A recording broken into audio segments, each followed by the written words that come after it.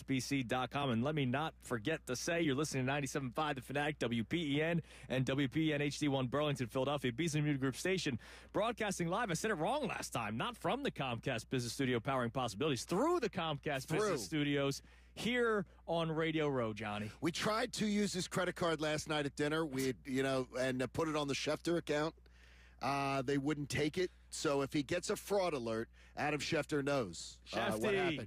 Good morning, Adam from New Orleans. We're here with you. How are you? I think they got to punch him up. Yeah, you got to punch him up there, Connor. Come on, guys. It's all right. I got you. There he is. Don't worry. I can use a laptop still. Shefty, good morning. What's going on, man? I got that fraud alert, and I put an immediate stop to your dinner right away. That was very disappointing. I was really looking forward to it, Yeah, I mean, Shefty. seriously. Shefty, so we're here at Radio Row, and it's quiet here in the morning, but we know how busy it gets. And I'm not even talking about us as media members. I'm talking about the players themselves. And by all reports, like our man Andrew DeCecco, who covers the Birds for Inside the Birds, he's saying that every single Eagles player looks poised and looks like they're owning the moment. Have you gotten that sense when you've been doing your work around New Orleans this week? Well, look, some of these guys have been through this before, right? They've been to the Super Bowl a couple of years ago, and the Chiefs also have been through this, and it's routine to them. And I think people have seen so much of this, and they know what this is about. And people have been exposed to big-time events, a lot of these college players that the Eagles have, too. And I know it's the Super Bowl, but it's not like the first rodeo for a lot of these guys. So I guess, I mean, I've been around them a little bit. It seems pretty regular to me. We were talking earlier about, all the pedigree of the Chiefs, the poise of the Chiefs, the we've been here, done that, bought the T-shirt. But how much does that matter, do you believe, Adam, once a game kicks off? A game of this magnitude especially. I think it's great conversation. I think people are talking about it. I think we try to make an angle of it. The truth of the matter is, I don't think it matters all that much. I think there are some little intricate, small things that do matter. I mean, it is a longer halftime show. You have to be used to sitting in your locker room for twice the amount of time, while Kendrick Lamar's out there. So there are slight differences. There's certainly all the excitement and adrenaline of a week where you have to try to pace yourself a little bit. But, yeah, I think if they go out there and Saquon rips off a long run for a touchdown to start the game, I don't think that experience of having them in a Super Bowl matters all that much. How do teams prepare for everything else that goes on? Do they just rely on the veterans that have been there before? Do they try to bring in outside parties to talk about it, like previous Super Bowl champions from that organization? What goes into the preparation of Super Bowl week before the big game? Again, I just think that there have been so many people who have been so exposed to this that they know that it's a whole production. They know it's a different kind of week. They know it's a different kind of game. They know there's different stakes at hand and different attention and different energy levels and more guests coming to the game. You're getting these Super Bowl tickets and you're traveling down and you're gone for the week and you're practicing it at a different, it's just a different experience. But like I said, I just think back to when I covered the Broncos back in the mid-'90s, and I think back then, everything was still growing. The Super Bowl as an event itself was still growing. And it grew at a rapid pace. But the Super Bowl in 2025, I mean, it can't be, the event itself can't be all that different than the event that happened in 2005. It just can't be. It's evolved, it's morphed, but I think people know what the whole week is about, and they're mentally and physically ready for it.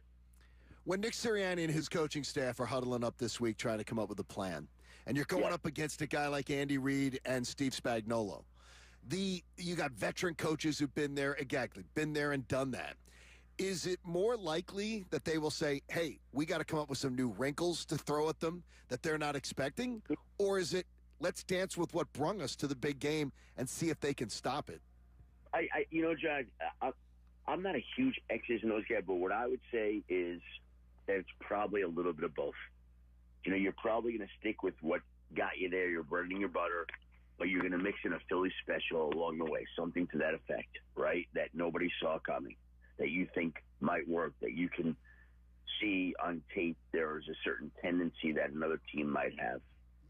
But they'd be crazy not to, run the tush push and run the ball with Saquon and the short little slants to AJ and Devon. Like, that's what they do. It's not going to change that. It's not going to come out here, and run the popgun offense at the ball. Like, it's just not going to happen. So they may see something that had some success against Kansas City by another team, and maybe they take a play or two and they sprinkle it in. But they come up with a game plan, for the Super Bowl, a 2-week event. They did that last week, and they install it. I think everything's ready to go by the time they head down to New Orleans, and then you just spend the week going over it and trying to perfect it, making sure that everybody's comfortable with it.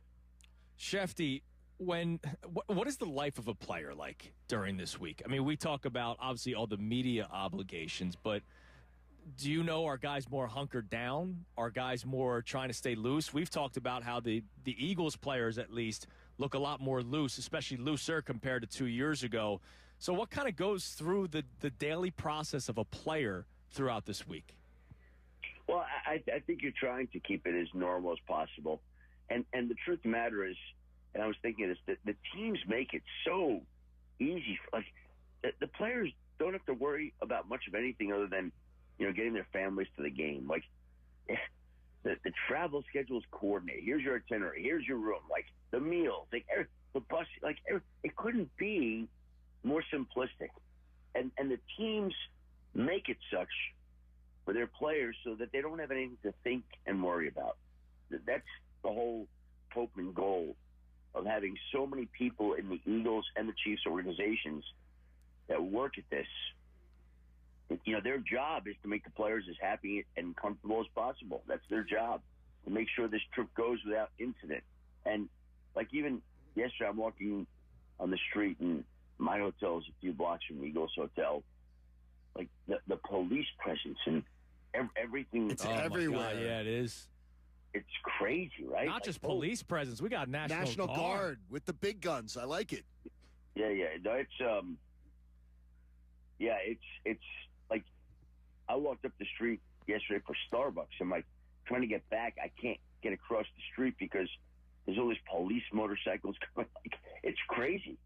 Well, they're there protecting you too, Adam. I mean, they know you're here. Hey, I'm just wondering, did they block Zillow in the Eagles team hotel? Because I'm a little worried about the offensive coordinator getting caught up in, well, where are we going to live, honey? Where should we move to? This is going to be great. You're tripling your salary. This is going to be amazing.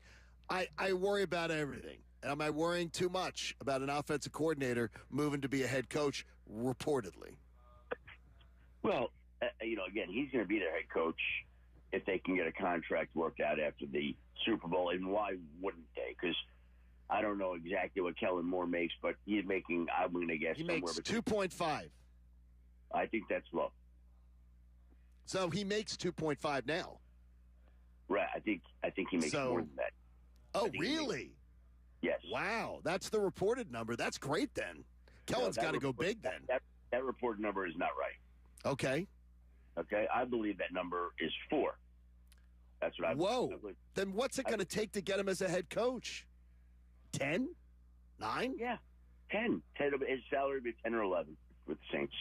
Congratulations. Good for Kellen Moore then. Good for him. But again, hold on. All these rookie head coaches this year, everybody is right in the neighborhood of, like, Ben Johnson's at 13, okay?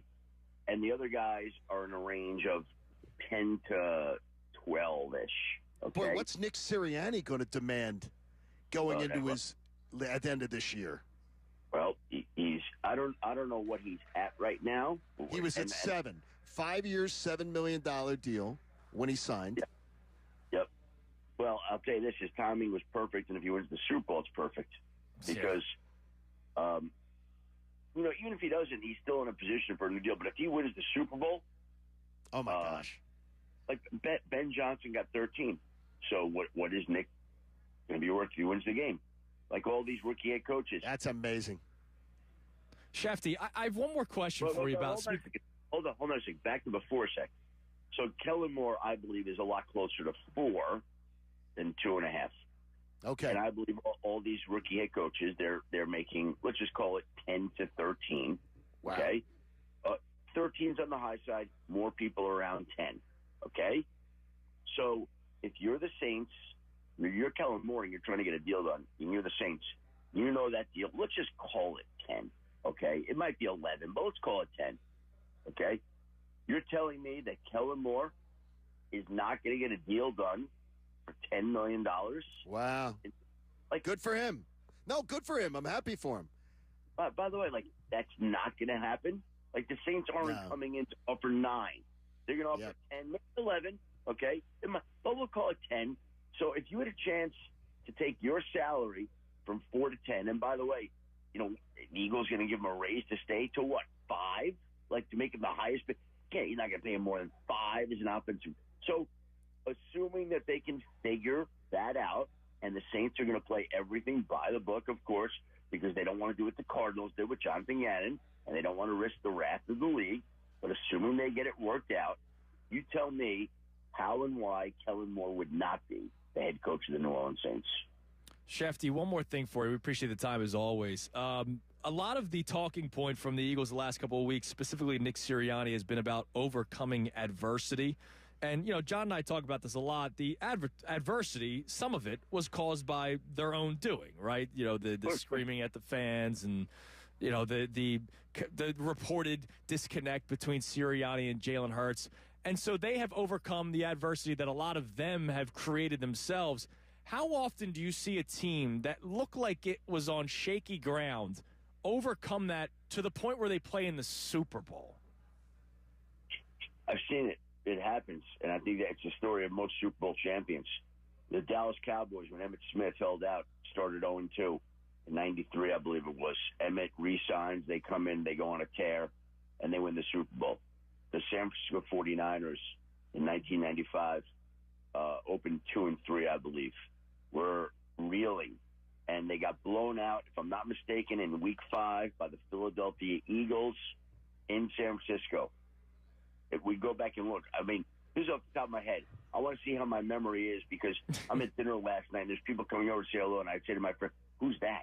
I can't remember who that is that I spoke, but I remember that in 1995, in the 5th game of the year, the Eagles dismantled the 49ers. John, can you look it up? Because I want to see if I'm right. Like, and so the Niners bounced back and won the Super Bowl that year. So I think it's more common than you think that a team struggles early on. That's why the whole idea is, you know, to get the ship righted, to get yourself positioned, to turn it around, and go from there. I don't think it's uncommon. The best teams do that all the time. By the way, Shefty, you are correct. Oh, my gosh. However, it was the 1994 season. You were off. You're missing a step, Shefty. What? You're having too many drinks on None Bourbon of this Street. misinformation on this show, Mr. Schefter. I think they beat them like 40-8 in Week 5. It was 40-8 Week 5. Man, on fire. You are very Shefty. good there, Shefty. What was the weather that day? Listen, man, we appreciate the time as always. Thank you. Hold on. Honestly, that was the score that day? Yeah, 40-8. It was 40-8, and I think it was rainy. I think it was rainy, actually. Like this, honestly, why would that be? I'm because you're a sociopath. Yeah, but we all are. Like about this jersey stuff. Numbers. We shouldn't remember half the stuff that we do. You're crazy about this but stuff. When my wife tells me to go pick something up from the grocery store, I usually forget what it is. But by the way, I think that many of us dedicated hardcore, like guys who grew up with sports, meaning like you remember draft picks, you remember years, you remember games, you remember those things, right? And so at that point, I'm a beat writer, and I'm tracking Mike Shanahan coming to Denver, you know, and that was the year that the 49ers had a number. And I just remember everything about it. I don't know. Weird. I don't know why, but I do. Schefter, you're the best, man. We appreciate the time as always, and we can't wait to talk to you next week, and hopefully it's following a victory.